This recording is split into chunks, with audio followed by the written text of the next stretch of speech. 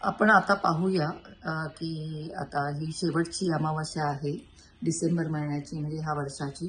आणि तुम्हाला टॅरो काय सांगतंय, तर पहिलं जे कार्ड आलं 10 ऑफ सॉर्ड्स आहे, दुसरं कार्ड आलं आहे ते 2 ऑफ कप्स आलं आहे, आणि तिसरं जे कार्ड आलेलं आहे ते टेम्परन्स कार्ड आलं आहे. बघा, 10 ऑफ सॉर्ड्स दर्शवतोय की दुःख आणि तुमचं जे काही तुम्हाला कोणी फसवलं होतं, बिट्रॅल केलं होतं, तर त्याच्यातून तुम्ही लवकरात लवकर बाहेर पडणार आहेत. मानसिक थकव्यातून पण तुम्ही बाहेर पडणार आहे. यापुढे जो या आधी जो त्रास होत होता तो आता कमी होणार आहे.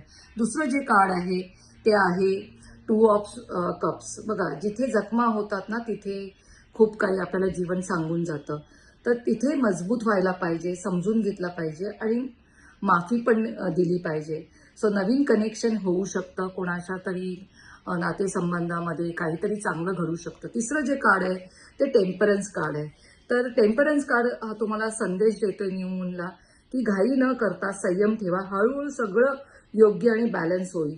तर ही अमावास्या जी आहे ती तुम्हाला अशी सांगते की जुनं दुःख सोडून हिलिंग करा, हार्मनी स्वीकारा आणि पुढे आयुष्यामध्ये जा. असं हे न्यू मूनचं प्रेडिक्शन तुम्हाला आहे. हे दिस इयर ऑफ एंड म्हणजे पुढचं वर्ष 2026 अतिशय उत्तम जाईल.